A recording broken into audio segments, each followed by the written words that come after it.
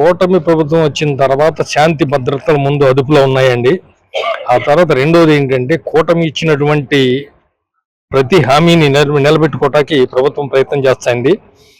మేము మాజీ సైనికులుగా మేము చెప్పేది ఏంటంటే మాకు అనేక సంవత్సరాల నుంచి ఉన్నటువంటి సమస్యల్లో మొట్టమొదటిది ఎక్స్ సర్వీస్ మెన్ కార్పొరేషన్, అది వచ్చేసి ఈ ప్రభుత్వం మాకు అనౌన్స్మెంట్ చేసింది. అది ప్రాసెస్ పూర్తిగా నడుస్తుంది. మా సమస్యలు మ్యాక్సిమం దాని ద్వారా చాలా వరకు తీరతాయి అనుకుంటున్నాం.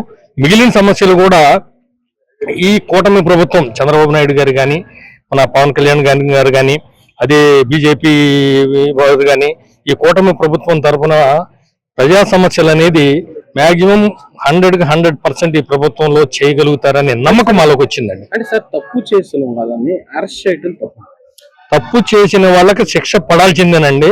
చట్టాన్ని గౌరవించాల్సిందే. చట్టాన్ని అతిక్రమించలేని వాళ్ళకి శిక్ష తప్పకుండా పడాలి సార్. సార్, ఇప్పుడు నేను ప్రతిపక్ష హోదా వస్తాను, అసెంబ్లీకి వస్తానని జగన్మోహన్ రెడ్డి గారు మాట్లాడే కరెక్టేనా?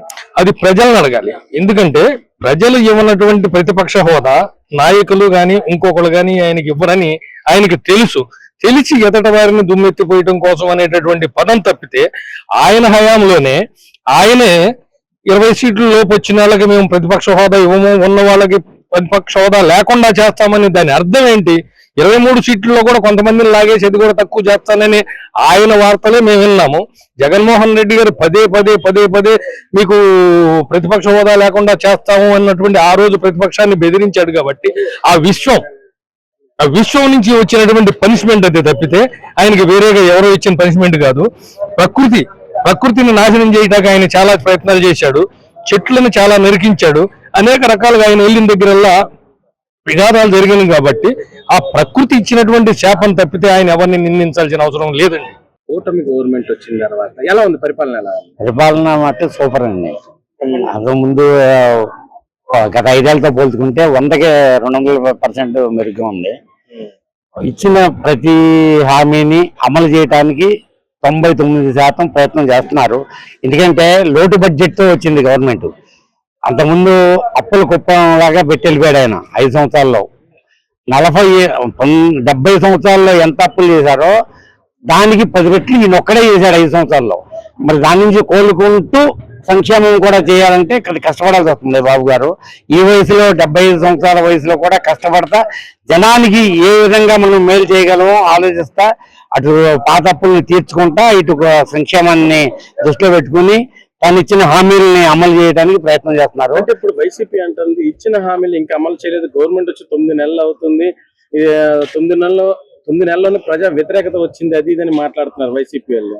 ఏమండి, ఇచ్చినప్పుడు ఫస్ట్ హామీ పెన్షన్ 4000 చేస్తున్నాడు, 3 నెలలు ఎరియర్స్ కూడా ఇస్తున్నాడు, ఒక్క నిమిషం కూడా లేట్ చేయకుండా ఇచ్చాడు. వాళ్ళలాగా 3000 ఇస్తానని చెప్పి 2250, 2500, 2750 దిగిపోయే ముందు 3000 అట్లా చేయలేన మాట ప్రకారం 4000 ప్లస్ 3 నెలల ఎరియర్స్ 7000 ఒకసారి ఇచ్చాడు. ఆ తర్వాత ప్రతి నెల 1వ తారీఖుని పెన్షన్ గా అవసరమైతే 1000 సెలవు వస్తుందంటే ఒక రోజు ముందే పెన్షన్లో ఇంటికి చేర్పిస్తున్నాడు. ఎక్స్ట్రా బడ్జెట్ లేకుండా ఉండే సచివాలయం సిబ్బందితోనే ఆ పెన్షన్ ఇప్పిస్తా, గవర్నమెంట్ కి బడ్జెట్ లేకుండా ఇటు పెన్షన్ తీసిన వాళ్ళకి ఇబ్బంది లేకుండా చేసుకుని వాళ్ళని అమలు చేశాడు. అట్లాగే మిగతాది కూడా ఇప్పుడు ఆ తల్లికి వందనం కూడా నిధులు కేటాయించాడు ఈ బడ్జెట్ లో, అది కూడా చేస్తాడు. అట్లాగే రైతులు భరోసా దాన్ని కూడా ఏదో రకంగా ఎంత ఇన్ని కోట్లు అని చెప్పి కేటాయించాడు. కాబట్టి అది కూడా జూన్ నుంచి అవుద్ది. ఎందుకంటే ముందే ఇచ్చేదనుకోండి అవి వెళ్ళిపోతున్నాయి, ఎటో ఒకటి ఖర్చులకు వెళ్ళిపోతున్నాయి. మళ్ళీ తీరా వ్యవసాయ పనులు వచ్చినప్పుడు బయట ఇంకా అప్పులు కావాల్సి వస్తున్నాయి. అట్లా లేకుండా జూన్ టైంలో ఇచ్చారనుకోండి ఈ డబ్బుల్నే వ్యవసాయ పనికి ఉపయోగించుకుని రైతు అభివృద్ధి చెందుతాడు. దానికోసమే గవర్నమెంట్ కృషి చేస్తుంది. బాగుందండి. ఇంతకు ముందు అంటే కూటమి పాలన బాగానే ఉంది.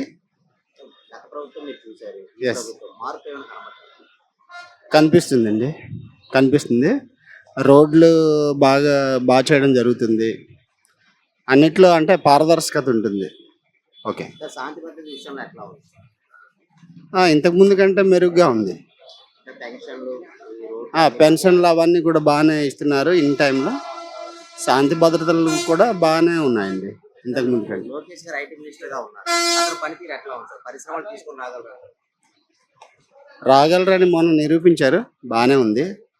ఆ విద్యాశాఖ మీద కూడా మంచి పట్టుంది, మంచి ఆవిష్కరణలు కూడా తీసుకొచ్చారు. మన దావోస్కి వెళ్ళి ప్రతి పరిశ్రమలు మాట్లాడి ప్రతి డెవలప్మెంట్ కోసం తీసుకొని వచ్చి విశాఖపట్నం, ఏపీ, ఆంధ్రప్రదేశ్ మొత్తం డెవలప్ చేస్తాను.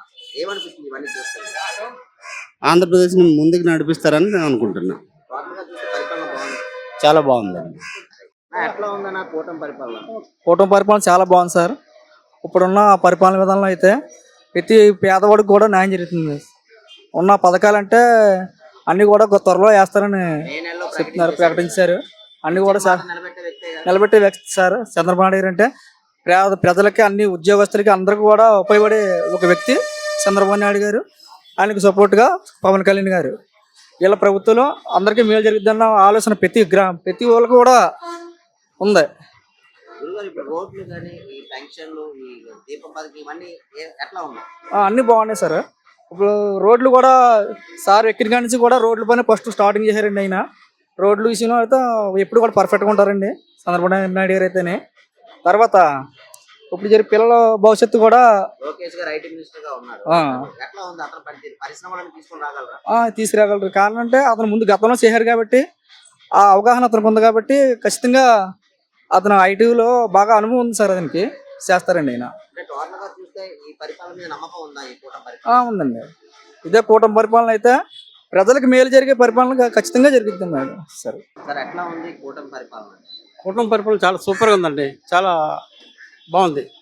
సార్, ఇప్పుడు గత ప్రభుత్వం మీరు చూశారు. అవును. ప్రభుత్వం మార్పు ఏమైనా కనబడ్డారు? మార్పు చాలా కనబడద్ది. లాస్ట్ దానికన్నా డెవలప్మెంట్ ఎడ్యుకేషన్ పరంగా, తర్వాత అన్ని రంగాల్లో కూడా బాగానే ముందుకు దూసుకుపోతుంది. చాలా బాగుంది. చంద్రబాబు పరిపాలన చాలా సూపర్, ఇంకా తిరగలేదు.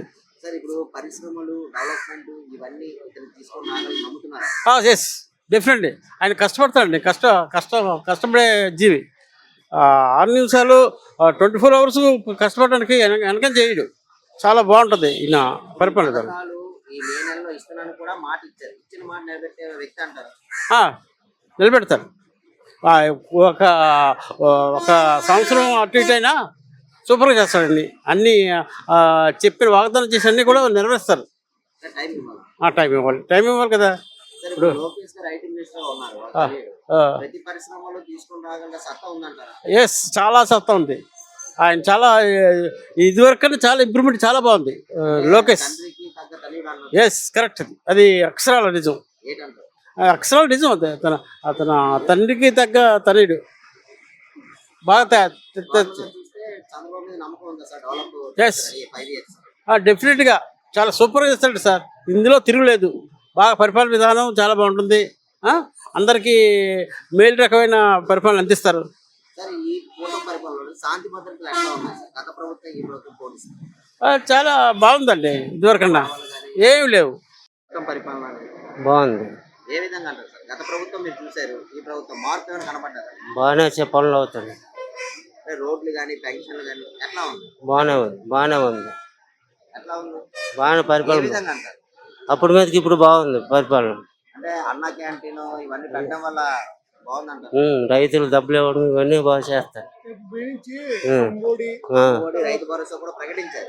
అంటే ఇచ్చిన మాట నిలబెట్టే వ్యక్తిగా ఉన్నారు అతను. అతను తన్యుడు లోకేష్ గారు ఎట్లా ఉంది పనితీరు? లోకేష్ది బాగుంది పని.